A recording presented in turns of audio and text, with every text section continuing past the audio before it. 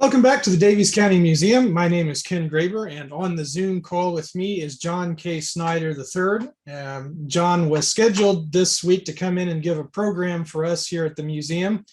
Unfortunately, because of the COVID situation, we've had to cancel that for now. We're hoping to reschedule it for some time in the future, but for the next 15 to 20 minutes or so, we'll have a little conversation with John, and he'll give you a little bit of what might have been in his presentation. So John, welcome to the museum. Thank you for having me here. Thank you. Let's start off a little bit. Now, people might know that you were born in Washington, Indiana, and you lived here for a bit of your life. Can you give people a little bit of the background on that? Maybe share a few things that you remember about Washington. And if you could also, how did you, when you first started getting interested in the comics industry, did that start here in Washington? And what were some of the things that went into that? Oh, well, let's see here. Well, I can focus on the one way in particular, very fond memory I have of Washington and growing up as a kid. That was very helpful for me in my developing my career as a comic artist and illustrator. Was on the weekends on Saturday afternoon, and I'm specifically thinking of a period in my very early teens. But there on Main Street at the Indiana Theater, on Saturday afternoons, they'd have a program called the Youth Show. And what they would have is they'd have a audience talent show, and where some of the kids, could get up on stage. And then that was followed by a series of cartoons and coming attractions, and then a movie. And the movie was sometimes that they were old Christopher Lee Hammer Dracula movies, or family movies like Charlie Brown movie, Snoopy Come Home, or a Tarzan movie, or just a real Jerry Lewis movie. There was a wide variety of movies, and I always had a great time with that. They even had the Batman movie with Adam West, who played him in the '60s. So that was always great. And then right after the movie, I would walk directly across the street to Kramer's soda shop. And there at Kramer's, they had a terrific layout of comic books. So they had a big wall section right as you walked in. And right next to that was a big magazine section. And there were magazine sized comics there as well. And that was always a lot of fun for me. I had an allowance, so I had just enough for one or two books. And I would spend a lot of time looking it all over, get my one or two books, and then I would continue walking down Main Street and just go window shopping and look at other paperbacks and books and all that sort of thing. And then I'd come home, and I'd be set for the weekend. I'd have my new comics, and I would look through those. And I should preface this by saying on Friday nights there was Sammy Terry on WTTG Channel 4. And I would watch the horror movie there on Friday nights. And then on Saturday night, they had a science fiction theater, which was always fun. So I guess what I'm trying to say is all that was kind of a neat, that was always a lot of fun. And I have really distinct memories of Main Street in Washington at that time. And Kramer's was a really neat place. And I loved the youth show. So all those sort of things help inspire me in a lot of ways, I think, and that still show up in my work today.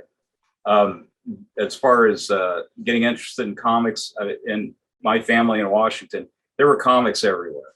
My cousins had comics, my uncles had comics. I mean, my dad had comics. Everybody had comics. So there was always a lot of comics around. It was something that I immediately registered with, and I think some of the earliest photos of me when I'm barely walking is I've managed to figure out how to hold a comic in my hands. So I was very fortunate to have a family that was, really, that really enjoyed them as well. So I kind of grew up in that environment. Now you've gone on to have a long career in the comics industry. Can you give people sort of as much as you can, a brief overview of some of the things that you've worked on and some of the things that you've done in the industry for however many years it is that you've been working? Well, I started I started professionally in the spring of 1985. I did was working as an assistant to Timothy Truman, and he was starting up a new book, and he needed a backup feature. And what that means is you have a lead story that's 16 to 18 pages long, and then you have a secondary story that's about 8 pages long. And what I came up with at the time was this comic called Fashion and Action, which was like a action tongue-in-cheek series about a female celebrity protection agency in like the 2080s. And I had that collected recently. This is the collection of the series of backups. Made one large story, did a couple different specials. This is also available on Comixology.com, which is a digital comics site, collection here. But from that initial run, I went on to work on a number of different series and books for various companies. I've worked for just about every major company in the field at one point or the other, at one point or another.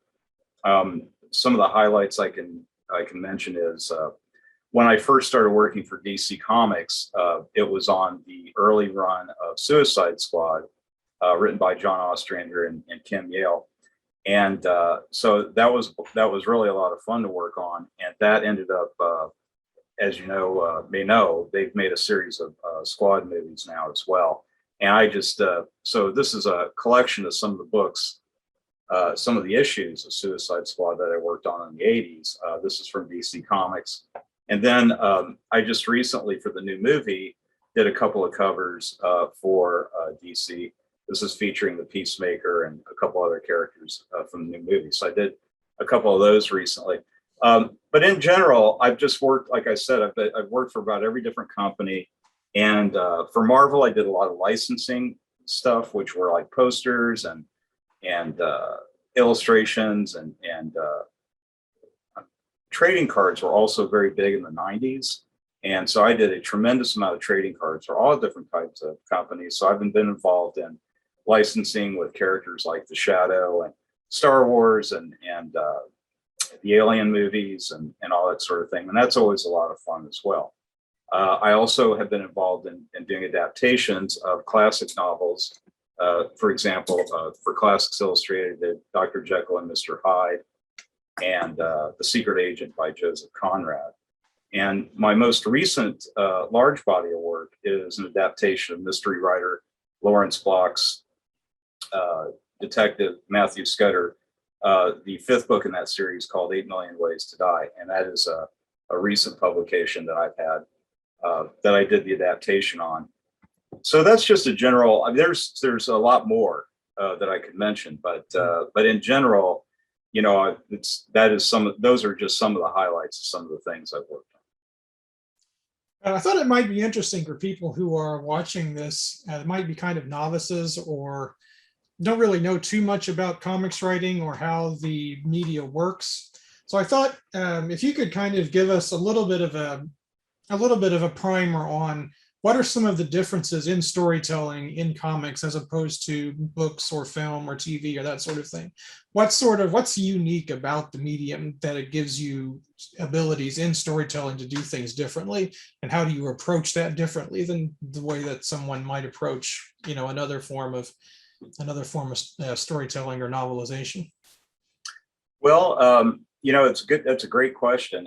Comics are, you know, every different medium, storytelling medium has a different approach, and each individual has a different way of how they approach telling the story in movies, music, you know, and in print, and it's all got its own specific ways of it's being done. But I think that people can have their own general inspiration of how they want to tell a story. But in comics, I would say, if you were going to point out, say, a difference between comics and movies, because people do describe comics like movies, but to me, comics are not really like movies.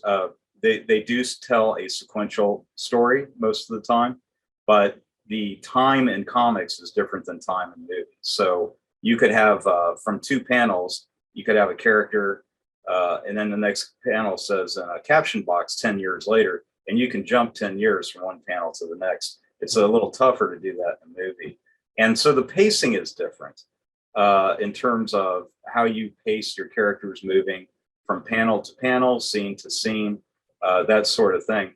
And everybody, again, I think you can have your own specific style and how to do that, how to do the timing and such. So for me personally, some of the things that come up when doing a comic story is really how many pages do you have to work with? You know, how much story can you actually fit in X amount of pages? And also I work with writers quite a bit. And so working with the writer, they've kind of mapped out, you know, the pacing. And then as the artist, you interpret that in your own way, but depending on the writer, sometimes writers leave things very open-ended as far as how you know, kind of move the action. And then some writers are very specific, you know, panel one, you know, character to the left saying a certain thing, character to the right saying a certain thing. So it varies. It really is a varying sort of thing. But I think comics has its own individual language separate from movies. And again, I think it's up to each individual as they work in the field or try to develop doing comics for themselves or trying to learning, is to develop your own sense of language, of how you're going to tell the story visually. So when you're thinking of, if you're making an original character in comic books or novels, what's the process like for that? Do you think of like visual design first, and then you fill in like traits and characters and backstory and that sort of thing? Or does it work the other way, where you try to develop this person and then you try to see how that's going to play out on the page? Well, that's another great question. I'll give you an example in terms of when I first did Fashion in Action, the first book I worked on. That came out of a series of sketches. What I would recommend maybe to a younger artist or all artists, is if you have a sketchbook, to have a sketchbook, and every time you get an idea, even if it's just a doodle and a sentence or two, just to kind of just write things out as they come to you. And they can come at any time of the day, or you get a sudden idea or something inspires you. But in the case of Fashion in Action, I had been doing all these different sketches of all of these female type spy fashionable characters. And when I was working with Tim Truman, who I had mentioned earlier as an apprentice assistant, he had been looking through my sketchbook and he had noticed all these characters, and he mentioned that, you know, that I would kind of tie all these sketches together and try to develop a series out of it, which I did. So sometimes an idea can be very, very specific. You can have a very specific idea of a place and a time and a character, but sometimes you can actually find yourself, if you keep doing sketches and you have a lot of sketches, and you might find some recurring themes of characters you're drawing, and from that you can start to develop a character. Now, I think people work in different ways. Some people have to have a very, very specific template of how their characters are going to act and everything they're going to do and all of their backstory. And they have all this stuff like written out before they even get started on page one. But if you look at the history of comics and the history of comic strips, a lot of times, you know, if you look at the first Popeye or first Dick Tracy or some of the older strips, you know, they don't look, they start out kind of rough around the edges. And as time goes on and the artists were doing more and more of the characters kind of developed their own life, took on a more stylistic look. So I think sometimes people should not be hindered to feel that they have to have everything perfect before they start working on something. A lot of times things will develop as you go along. And I think that that's actually can lead to more creative development, to have the characters kind of grow along with you while you're developing, you know, the work in public. Mm-hmm. So kind of as a corollary to that, and you mentioned this a little bit, is that a lot of times in comics, you're writing for characters that have been made by somebody else. How does that change your approach to writing, and sort of how do you look at, you know, if you're given a story that you're to work on, how do you put your own imprint onto that story? Well, let's see. I'm trying to think of a good example here. Well, when I was working, I worked with writer Matt Wagner, who I've worked with on a number of things. But we took a character from DC Comics from the 1940s called Dr. Midnight. And he was kind of a background character. And so we had an opportunity in the late 80s, early 90s to kind of redesign that character and give him a little more of a backstory, because there wasn't a lot of information about him. He was always kind of like one of the further superheroes back in the line or whatever. So in this instance, with the permission of DC Comics and the editors we were working with at the time, we were able to develop this character a little bit more than he had done previously. And so, for example, the first appearance of Dr. Midnight, it's from the 1940s. He's working to expose this criminal enterprise, and they sabotage him, and he is blinded in an accident. Then when he's recovering, an owl comes crashing through his window, and he suddenly discovers he's gained the ability to see in the dark, and the owl becomes his friend. And it's told in just a few panels drawn in a very much older 1940s style. So while we were redesigning Dr. Midnight, we wanted to tell a variation on that. And so the way we had it was, we have still the sequence where he realizes he's regained his sight, but we have him going, he hears the owl, he walks outside, he tries to feed the owl, and the owl sweeps down on him, tearing off his bandages. So when he looks up in the night sky and sees the crescent moon with the owl in front of it, and the crescent moon is Dr. Midnight's symbol, is that's kind of our version of the origin. And I was doing full painted art at the time. So it's a much more developed, dramatic revamp of the earlier Golden Age,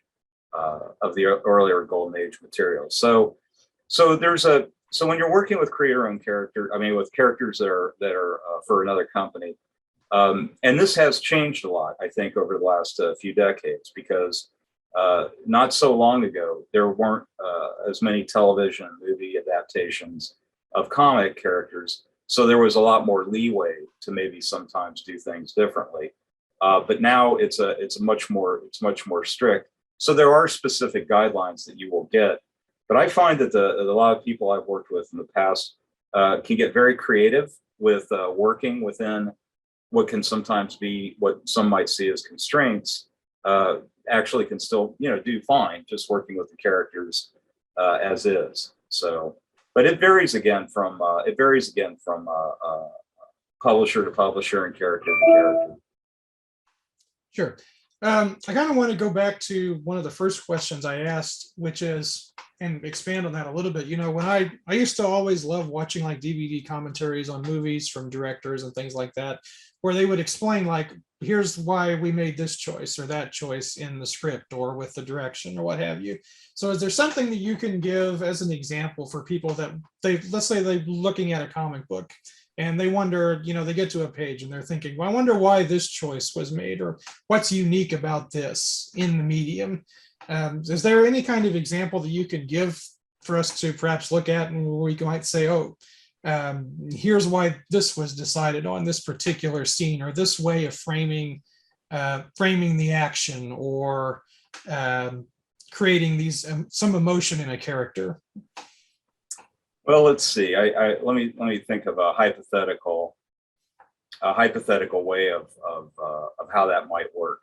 Let's say let's say I'm doing a scene with a detective walking down the street at night, and he thinks he might be in some danger, but he's not sure what kind of danger or where the danger is coming from. But he has a feeling maybe he's being watched, maybe he's in some sort of jeopardy.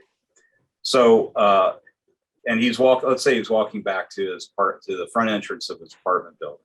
So that page could be set up in a way where the first panel, because he feels like he's being watched, you can have a long shot, which means if you pull back the camera really far, and again with comics, unlike movies, you're open to do a lot of exaggeration. So you can make it look like he's the only person out at night. And so you could have a long panel at the top, a very tiny figure, which is the detective. You could have him like solid black, almost like a silhouette, a long shadow on the ground, and nothing else around.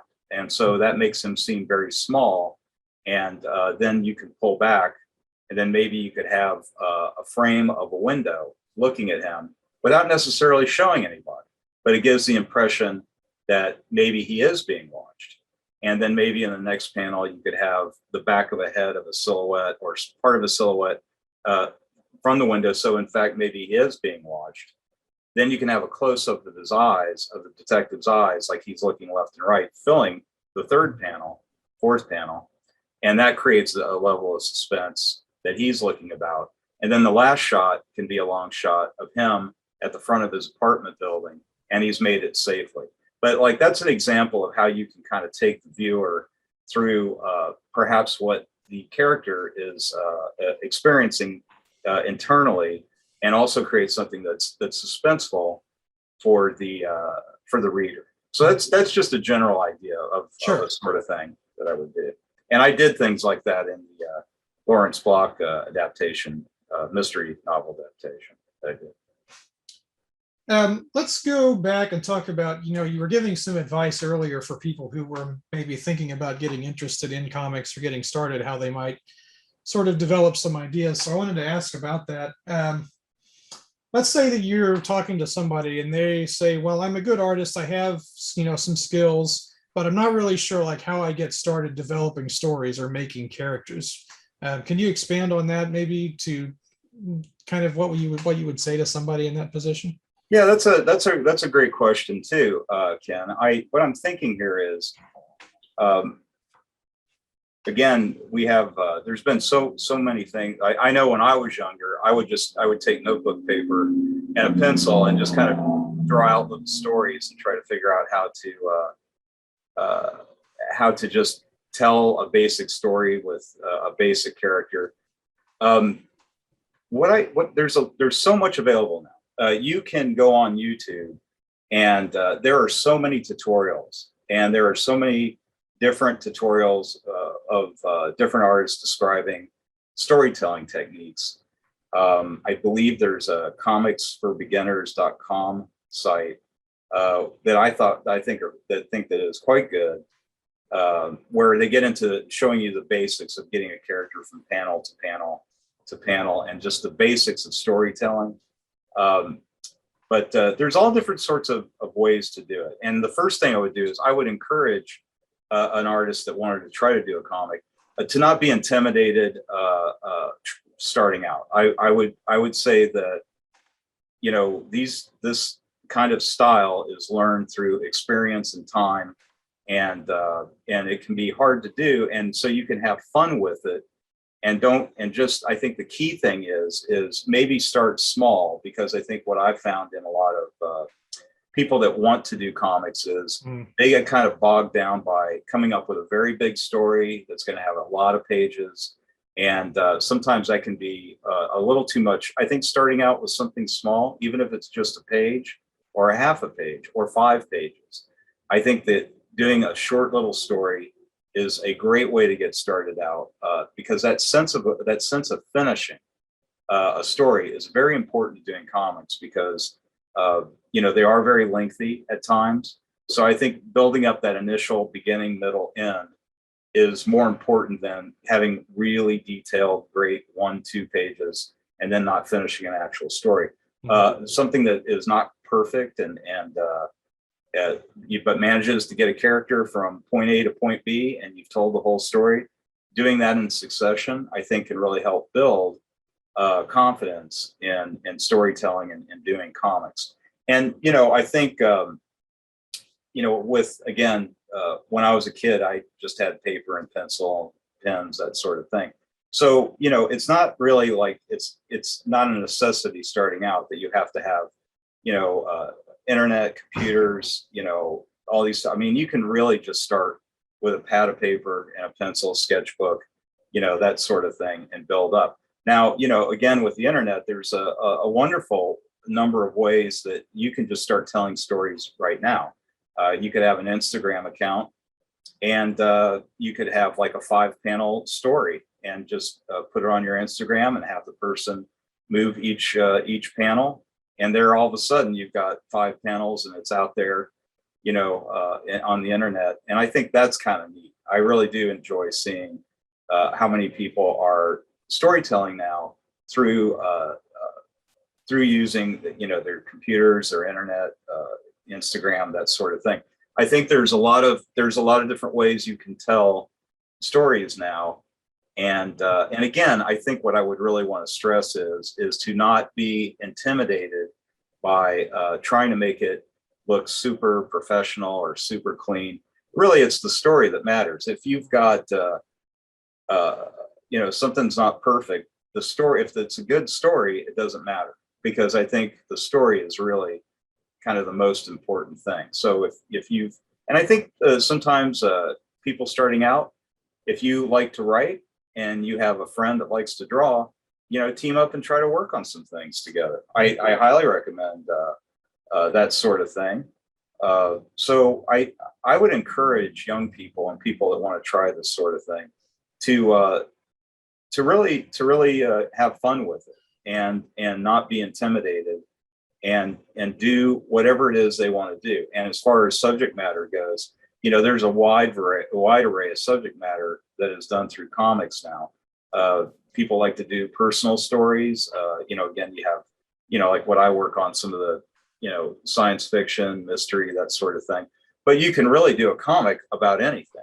When we first started out with comic strips, a lot of them were really kind of variations on just day-to-day life, and so I would encourage anybody that had an idea, if they wanted to tell a story about their own lives, or what they saw as life around them. I think that I would think that would be a really great thing to work on. You talked there a little bit about some of all the tools that people have now to start, and from the differences from when you started. What are some of the other changes in the industry that you've noticed over the last, since you've been working in it? I know that just from an outsider's perspective, it seems like the whole world of comics has really exploded in the last 15 to 20 years. There's just a lot more mainstream interest in it now. How has that affected everything for you, and for just the way that you see the industry in general? Well, I think it's changed remarkably in just the last 15, 20 years. I think, again, that the advent of the internet really has changed a lot of things. And with comics, I think the biggest shift I'm seeing now is the shift to digital, and just like everything else. Mm-hmm. So digital comics are very, very popular now. And you have, for example, you have, let's see here. There's a site called Webtoons, and it's basically, your phone, and you just get on the Webtoons site and you just scroll down, and it's like an old comic strip, panel, panel, panel, except you're swiping down to each new, and they'll have a new segment every week. And that has become extremely popular. I mean, around the world, the whole Webtoon format on the phone. And to me, that's like the new form of comic storytelling. That is very well liked. And that is like nothing that you could have conceived of 25 years ago. And so that's an amazing development. I believe that there is a huge interest in graphic novels now, as opposed to single issue comic books. When I was a kid, you would have, a DC or Marvel, would be a 20-page story, come out 6 to 12 times a month. And a lot of times they were continued, so they were serialized. But now what happens is that you will have a graphic novel, which will be a 100 to 120 page self-contained story, either in hardback or softcover. So I'm seeing that there is a huge switch over from the small page, the low number comic, segment by segment, to a full length book. And I think that is a new development in the field. But I think in general, also the content has changed here in the US anyway, from being very superhero sort of oriented, or funny animal, or Archie type thing, to more, again, like I mentioned earlier, more slice of life, personal experiences, history. I mean, so the neat thing about it is that it's become much more of a broader venue for different themes in the storytelling and such. And I think there's a lot more accessibility for that. And again, a big change is the ability for the individual to create their own work. And with things like Kickstarter, and a little bit of luck, you can actually get some things published on your own.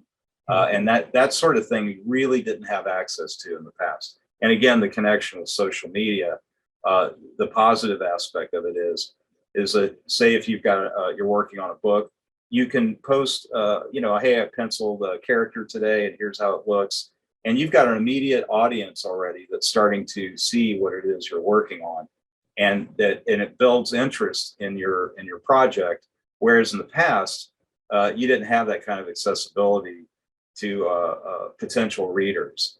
So I think it's changed dramatically. I think at the heart of it is still there, telling a story through pictures, but the mediums are definitely shifting. Sure. Well, thanks again for joining us this afternoon, John. Regrettably, we couldn't have you in the museum this week, but we'll hope to reschedule that sometime in the future. Any last words that you'd like to leave our audience with? Well, I just wanted to say it's an honor to speak with the museum here, and I really appreciate it. And Washington's very near and dear to me, and I have very fond memories of Main Street, Washington, Indiana. That was my first city street, and it's always going to be the most special one to me, and those memories of those times there and my family and such. And I always appreciated my family was so supportive of my work. That always helps so much. And I would really just want to close by also encouraging young people and people, just anybody that wants to try to do this sort of thing. Again, as I said earlier, don't be overwhelmed or discouraged. Have fun with it. And if you have access to various tools and ways of telling your story, they're really the boundaries are really, there's really no boundaries. It's limitless what you can do. And so I would just encourage young people and everybody to tell your own story. And again, it's something that you can have fun with, and it can lead you in all kinds of new and different directions. And like I said, I've been very lucky to have the opportunity to work with some of the companies and the individuals that I've worked with. And, a lot of it started from when I was a kid and the experiences I had in Washington. So thank you so much for having me. Thank you for being with us, and thanks to all of our viewers out there for watching. And we hope everyone has a great weekend.